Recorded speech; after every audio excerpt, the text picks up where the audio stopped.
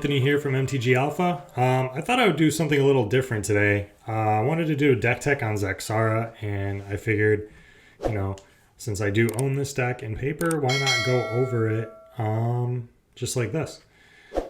So yeah, this is Zaxara. So if you don't already know, Zaxara is a 4 mana 2/3 with Death Touch. Add 2 mana of any one color, and whenever you cast a spell with X in its mana cost, create a 0/0 green Hydra creature token, then put X 1/1 counters on it.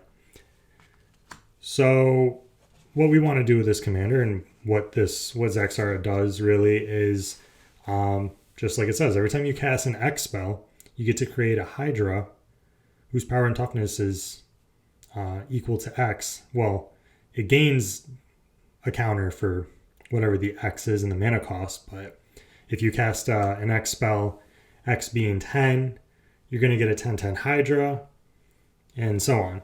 So how I built this deck, and I'm sure this is how many other people have built it, but maybe there's something in here that's a little different. Obviously we need to ramp. It's Simic, so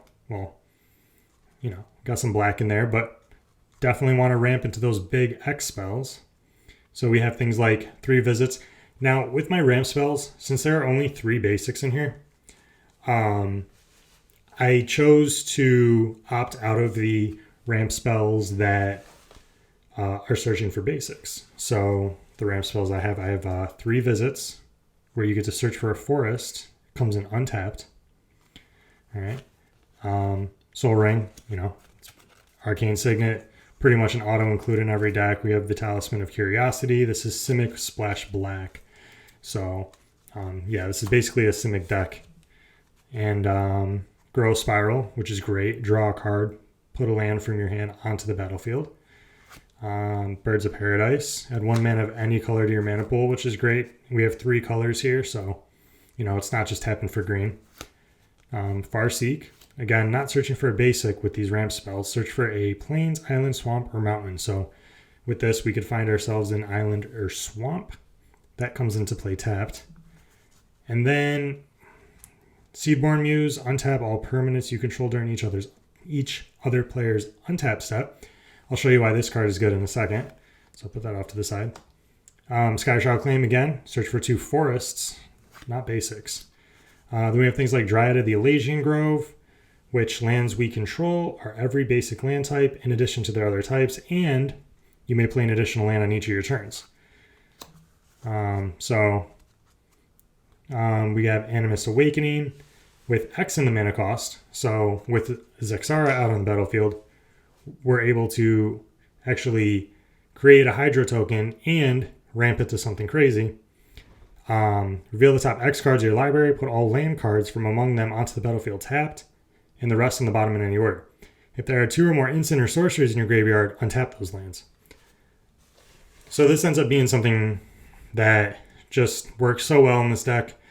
We can search for, X can be 6, which really isn't hard to do in this deck.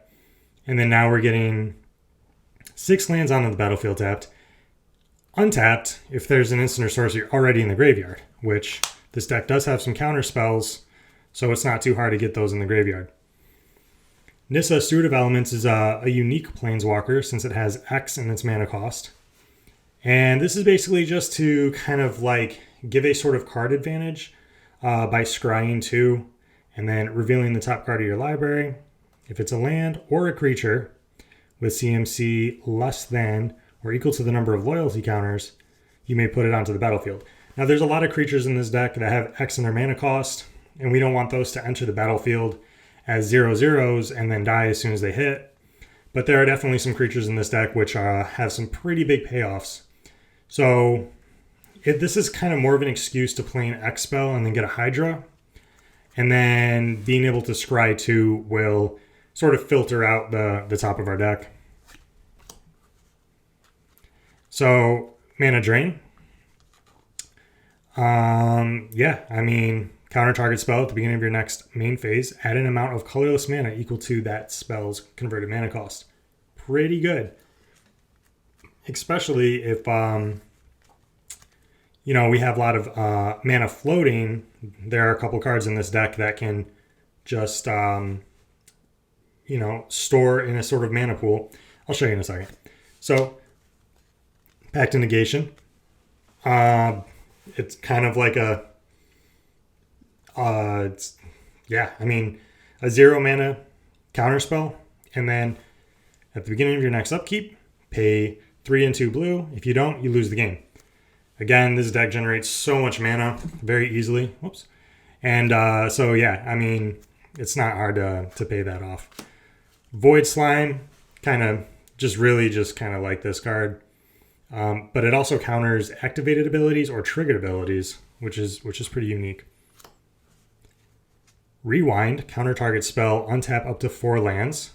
So this could essentially be a free mana spell. And then we can do something with those lands later. Power Sink. So this is a instant. It costs X and a blue. Counter target spell unless its caster pays an additional X. If they do not, tap all mana producing lands that player controls and remove all mana from his or her mana pool. So counter target spell, say X is 5, they can't pay 5. Tap all their lands, empty out all the mana from their mana pool. They can't cast anything anymore. Vasta's Intervention, same sort of deal. X and 2 blue, counter target spell unless they pay twice X. And then also it's a really good way to scry. So, you know, scry, X, and you actually get to put 2 of them into your hand, the rest on the bottom in any order. So good for card advantage. Condescend, you know, another X. I figured if there's going to be counter spells in this deck, then they might as well be something that synergizes well. You know, I'm not going to just throw negates and counter spells like that. I thought, you know, let's have a little bit of fun with it and let's just throw like counter spells that have X in its mana cost. So kind of, you know, fits like the theme of the deck. So counter target spell unless its controller pays X, scry 2. And then now we get to the creatures. So these are the X mana creatures. Hooded Hydra is great. When it dies, create a 1/1 green snake creature token for each 1/1 counter on it. So this can get pretty frustrating for our opponents to deal with. You know, we have Mist Cutter Hydra. Can't be countered. Has haste and protection from blue. This is like an anti-control card right here. So this is something we can tutor up if, you know, we're playing against someone who's just aggressively countering things. And it's like, you know what? If we have our commander out, we get that Hydra by casting its X, and then we get this out, and it has haste. Yeah, I mean, just an anti-blue spell. Primordial Hydra.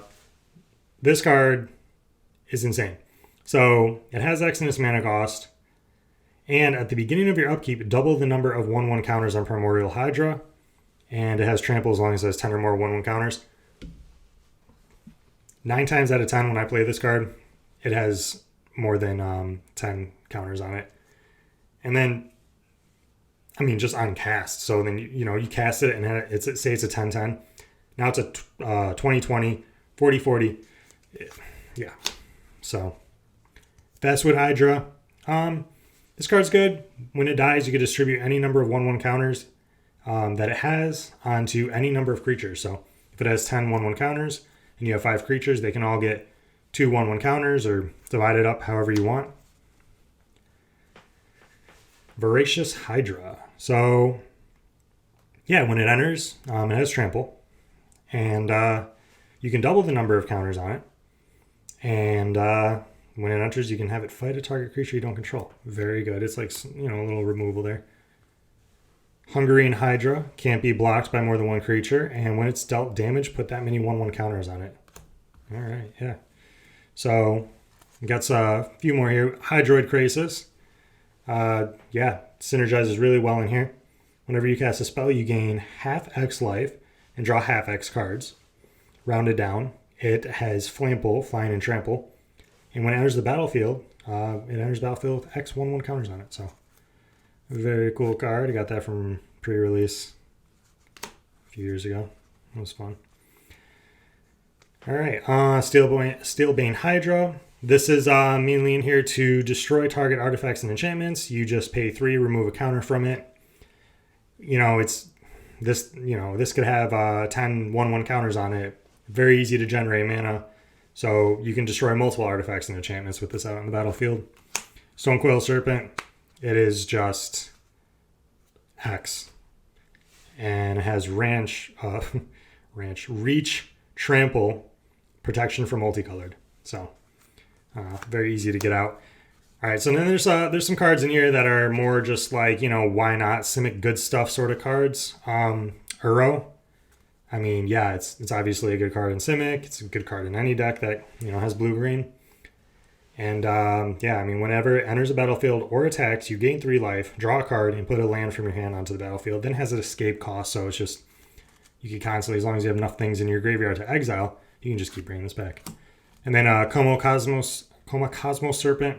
I was unsure about including this in here. I mean, obviously it's like a good Simic card, but I decided to throw it in there just because, one, it's something that I can like tutor or like top deck with certain cards, and then also you know, it can create a 3/3 Serpent at the beginning of each upkeep, and so there's ways to double the tokens in this deck. So, you know, figured, yeah, let's throw that in there. Vorinclex actually works really well in this deck because not only is it a 6-mana 6/6 with Trample and Haste, but if you would put 1 or more counters on a permanent or player, put twice that many instead. So all of those 10/10s are now 20/20. It's crazy. So, and then if an opponent would put 1 or more counters on a permanent or player, they put half that many instead. So, you know, if they try to +1 their Planeswalker, no, that's not happening. So yeah, really cool. Really cool. Unbound Flourishing. Whenever you cast a permanent spell with X in its mana cost, double the value of X. Whenever you cast an instant or sorcery with X, copy it, and you may choose new targets for that copy. Extremely good. Synergizes really well with this deck. All right, so now we have Nyx Bloom Ancient. Taps permanents. It produces 3 times as much mana that a permanent can produce. So Birds of Paradise taps for 3 now. Very good for, you know, ramping. Colonian Hydra enters the battlefield with 4 1/1 counters. Whenever it attacks, double the number of 1/1 counters on each creature you control. You can see how that can get a little crazy. And Corpse Shack Menace. If 1 or more 1/1 counters will be placed on a creature you control, twice that many are placed instead. So there's a lot of cards in here that do that. And the Ozolith is like a counters bank. So if anything dies and has counters on it, we can put it on the Ozolith, and then on our upkeep, or actually on the beginning of combat on our turn, we can move all those counters from the Ozolith onto a single creature. So this deck obviously contains lots of creatures with counters, and it's good to kind of keep those there. Now, Crewfix, any unspent mana that we have, instead of it emptying from the mana pool, it becomes colorless. That can go into a sort of bank for us to use on these X spells. And yeah, I think we have Horizon Stone here is the same thing, but as an artifact. So that's cool. All right, Doubling Season. We should all know what Doubling Season does. It's a 5-mana enchantment, and it doubles the tokens that you produce, and it doubles the counters that are placed on your permanents. So we have Zaxara on the battlefield. We cast an X spell. We say X is 10. We get a 10/10 Hydra. Except it's a 20/20 because this will double it. But then we also get we get a copy of it's. So then we'll get a copy of the Hydra token on cast. And yeah, I mean, it gets pretty crazy. Mana Reflection produces twice as much mana whenever you tap a permanent for mana. So more ways to just kind of double. These are all just doubling. We're doubling counters, we're doubling tokens, we're doubling our mana, we're storing our mana. Branching Evolution. doubles counters. And then, okay, so then here we have like some like a little bit of card advantage. So not many flyers in this deck. There's a couple cards that have reach. So, you know, why not? We have a Baleful Strix, a 1/1 flying with Death Touch, and when enters the battlefield, draw a card.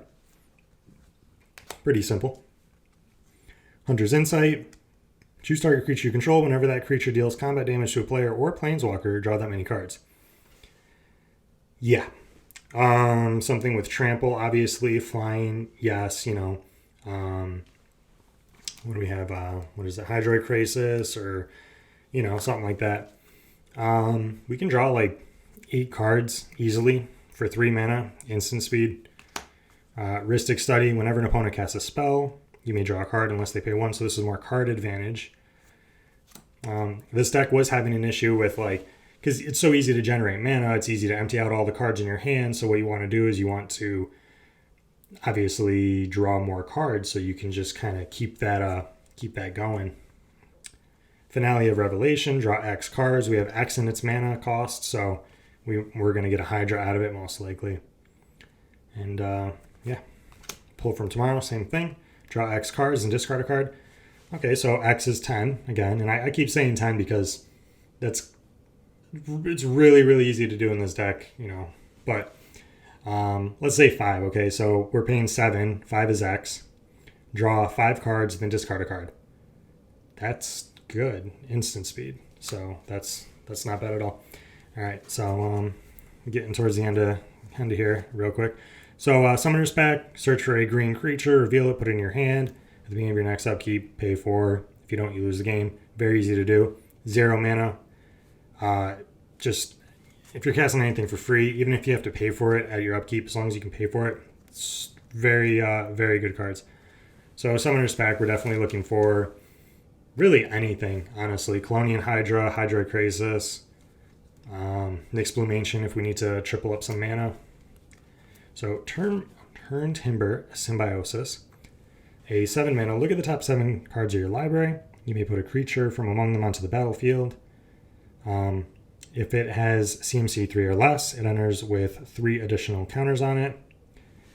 So it's actually not bad, since, you know, all of the spells that have X in the mana cost, X is 0 until it's cast. And then on cast, X becomes whatever you pay for it. So granted, most of the time we're going to reveal a creature with X in its mana cost. But at least then it'll enter with 3 1/1 counters on it. And then we have ways to double those counters as well. And then this flips for a forest. So look at that. You can pay 3 life and it'll come in untapped if you really need the mana. So there's that. All right. And then, yeah, we have some ways to win the game here. So Akroma's Memorial, given all creatures you control flying, first strike, vigilance, trample, haste, and protection with black and red. This is how we win the game. We can also win the game with something like Triumph of the Hordes. Until end of turn, creatures you control get +1/+1 and gain trample and infect. All those Hydras with 10, 20, 1/1 counters on them. Then they get another 1/1. And then until end of turn. And then they get trample. And then they have infect. You only need 10 infect damage to... you only need to deal 10 infect damage to an opponent to win, and it's very easy to pull off. This, you cast this, you win basically. Feed from the Rill is a combo with the Zaxara.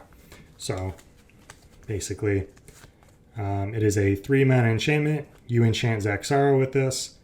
You can tap Zaxara to generate 2 blue. You can use 1 of that blue to untap Zaxara, and then you can just keep repeating this, netting yourself 1 blue mana each time, and then whenever you choose to stop, because Zaxara taps for 1 mana or 2 mana of any one color. So you can do that an infinite amount of times, and if you really need like 2 green or 2 black, you can just tap Zaxara for that, and then use 1 of that blue. Actually, I think no, you can just generate infinite mana of any color, really. Simic Ascendancy is another way to win the game. At the beginning of your upkeep, if Simic Ascendancy has 20 or more growth counters on it, you win the game. It gets a growth counter whenever one or more counters are put onto a creature you control. You put that many growth counters on Simic Ascendancy, so very easy to do. You can say you have any of those like doubling cards, like Doubling Season or Corpse Checkness or anything. X is 10. Say X is 5. X is 5, but then it's doubled, so you get 10 1/1 counters on that creature. So then this will get 10 counters, except that's double, so you get 20 1/1 counters, and then you win on your upkeep. Villainous Wealth, amazing card in this deck. Target opponent exiles the top X cards of their library. Again, got some X spells there. And you may cast any number of non-land cards with CMC X or less without paying their mana cost. And that can be all of the non-land cards from their deck. Sanguinate is another way to win the game. X and 2 black. Each opponent loses X life. You gain life equal to the life lost that way. So you're draining and gaining from each opponent. It's pretty good. Torment of Hailfire is another way to win the game. Repeat the following process X times. Each opponent loses 3 life unless they sacrifice a non-land permanent or discard a card. All right, and then we have a little bit of removal in here. So the counterspells, there's more counterspells in this deck versus removal, just because I'm not really concerned with what's on the battlefield with Zaxara. It's very easy to flood the board and to have control over the board state with all the creatures and everything in play. So I'm not really concerned with what creatures are in play, unless it, of course, is something like, Zur or something. At that point, I would just hope that I was able to counter it. But there's still some removal. Slaughter Pact, the other 0 mana spell. Destroy target non-black creature at the beginning of your upkeep. Pay 3. If you don't, you lose the game. Maelstrom Pulse. We're going against elves. Just destroy all those tokens. Destroy target non-land permanent and all other permanents with the same name as that permanent. So it's a token destroyer. Also, it's a 3 mana sorcery that can just destroy any non-land permanent. Assassin's Trophy can destroy any permanent, including lands, and at 2 mana, instant speed, its controller may search their library for a basic land card, put it on the battlefield. So that's kind of like the, downside to it, but Assassin's Trophy is an amazing card for removal. And then got a few board wipes here. Curse of the Swine, X and 2 blue. Exile X target creatures, and then for each creature exiled that way, its controller gets a 2/2 green boar token, just like that one. Nice little board wipe. Actually, this should be, here. Toxic Deluge. Pay X life. All creatures get -X/-X till end of turn. These creatures are really big. You can easily pay 8 or 9, destroy everything, and you still have creatures that are going to survive that. So Toxic Deluge is an amazing board wipe in this deck. Swiftfoot Boots, giving our commander protection. Lightning Greaves, also giving our commander protection. Lightning Greaves has Shroud, meaning your commander cannot be the target of spells or abilities or whatever creature is enchanted. Can't be the target of spells or abilities, period. That includes you. Swiftfoot Boots is hexproof, so your opponents can't target. Both of them give the creature haste. Other ways we can protect our creatures and our commander is asceticism. Creatures you control can't be the target of spells or abilities your opponents control. So all your creatures you control have hexproof, and you can pay 2 to regenerate target creature. So someone tries to board wipe as a last-ditch effort, you pay 2 for each creature, you're good. Propaganda is a way to slow down our opponents early on in the game while we're ramping into those big X spells. Creatures can't attack you unless its controller pays 2 for each creature that is attacking. And finally, Heroic Intervention. Permanents you control gain hexproof and indestructible till end of turn. 2 mana instant speed. Card does wonders in this deck. And Seedborn Muse. Untap all permanents you control during each other player's untap step. Krufix and Horizon Stone. Even if you don't have anything to do, you're tapping your permanents on your opponent's turns just to add that mana to your mana pool. And when it empties out, it goes into your little colorless mana bank. Real quick, I can flip through the lands for you. We got a Gemstone Caverns, Temple of the False Gods, Got pretty much everything to cover the colors we need. We have one of our 3 basics, an island, a forest, a swamp. We can scry. Blast Zone is good. Cards like this, you can discard and draw a card. If we're already good on mana and we just need some card advantage, we have that. Yeah, some little some slow fetches, just ways to generate mana for every color we need. So yeah, that's about it. Let me know what you guys think about this video. And yeah, more deck techs to come in the future. Thanks for watching. Peace.